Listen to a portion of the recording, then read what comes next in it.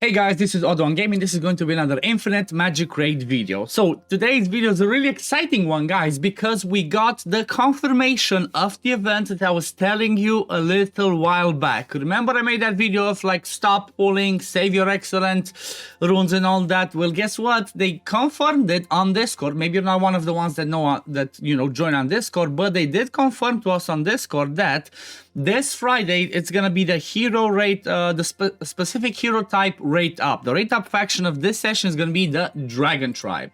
And like I mentioned in a previous video, this is one of the best, it's a top tier faction because it has some insane legend heroes and some really good epic ones as well.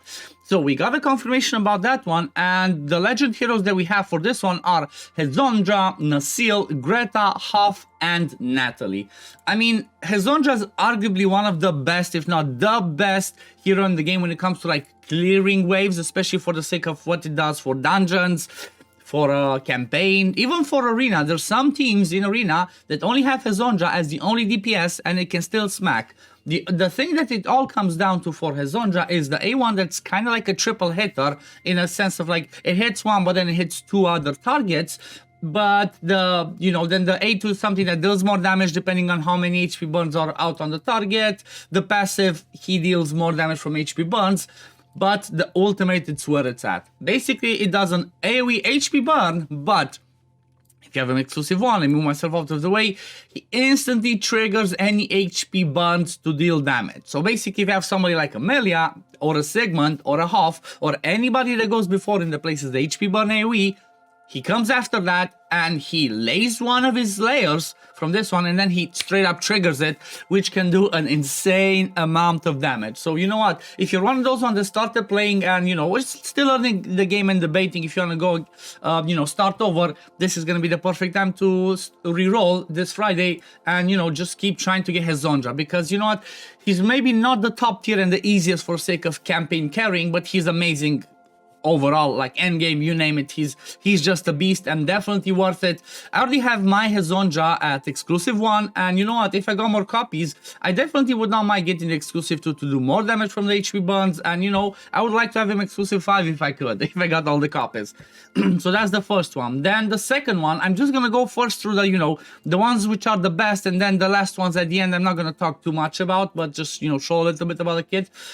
But the second one, that's like, he's God tier, but again, you need him to be exclusive 1, otherwise he's not the best.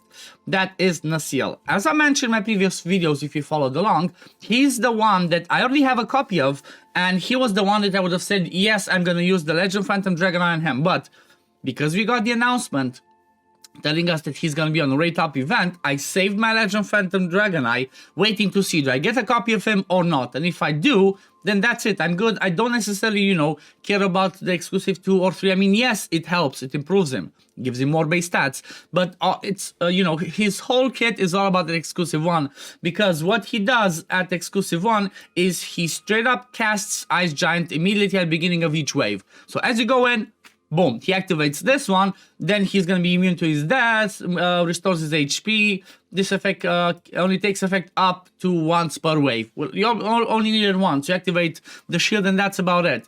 But basically what this means is, if we're talking about arena, if we're talking about dungeons, what he's going to bring to you is he goes up into the giant ice shield and he straight up goes into the A2 that does the AoE freeze. So if you have that shield, this one goes to a 40% chance to freeze.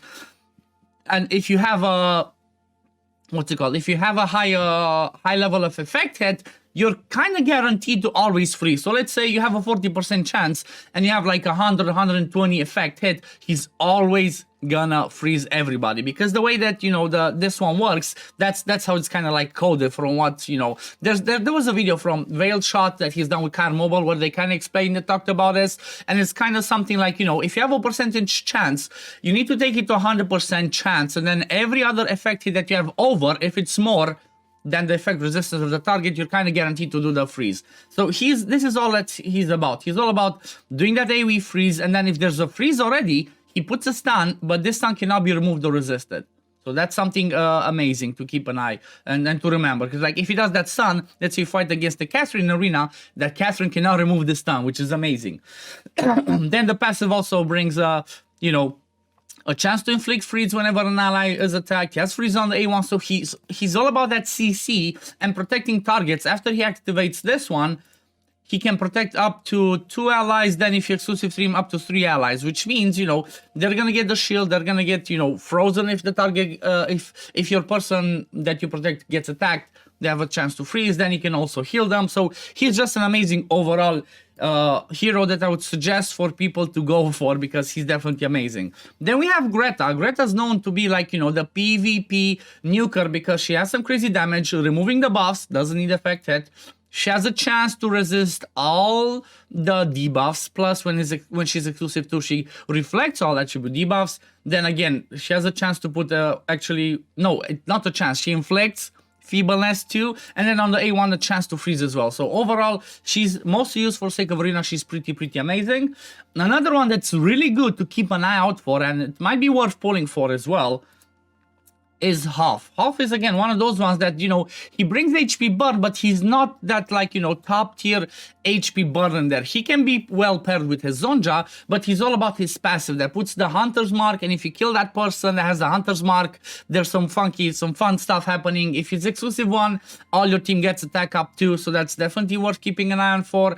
He brings on the A2 defense down and tenacity down, and then on the A1 effect resist down too. So he's again really good overall. You know, you just have to pair it with the right ones, and he's an amazing one. And then the last one in there is Natalie. Well, Natalie is just like a bleed monster. I already have a copy of Natalie, so again, if I got a copy of her as well, I would not mind, because she would definitely be good for the sake of at least the blue mark. She would definitely be good for blue mark as a DPS for the sake of those bleeds. So definitely worth pulling honestly during this rate up, because like I said, his Zonja's good, Nasil is good, Greta, Hoff, Natalie, like all 5 of the ones that are on the rate up are definitely amazing and worth pulling for. And when it comes to the epics, we have Wim, which again, we know Wim is a beast. He's just straight up lots of HP, and he's gonna do fat shields, consolidation, more shields to protect himself. So the best way that I would suggest, like, to build a Wim, if you're, you know, if you're past the early game, is just having lots of HP, speed, and giving the recovery horn aura, because he's gonna have a ton of HP. So he's just, every time he does an active skill, which this one gets an extra turn. He does both of these pretty fast with pretty low cooldowns. He's gonna keep healing based on his max HP, so that's really good. Then the other ones are Therese, Sinov, and Reeves. Reeves is another good one for the sake of bleeds, and to be fair, if you start, especially if you reroll, if you get Reeves, he's definitely going to be a good carry for the sake of the campaign for you. If you reroll and you get him, and then you get a Zonja or a Nasil, it's definitely a keeper account, so keep that in mind. Then Therese is like, she's kind of like meh, and Sunov could be one of the good ones to keep in mind, because she's kind of the only healer in the whole faction, you know? She's the only healer in the whole faction, so if you don't have anything else, like if you don't have Nasil, but he's not good enough of a healer, or if you don't have Recovery Horn on Wim, Sinov could be a good carry for the sake of healing all of your team.